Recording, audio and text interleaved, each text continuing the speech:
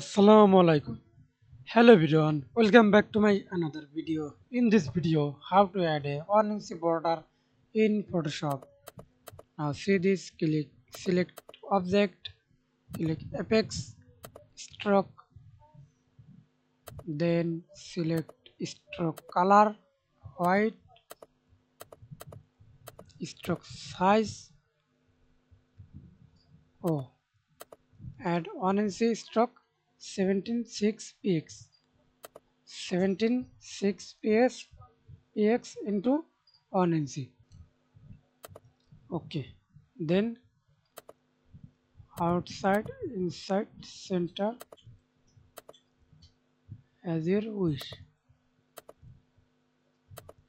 Thanks for watching video. Please subscribe to my channel, like, comment, share.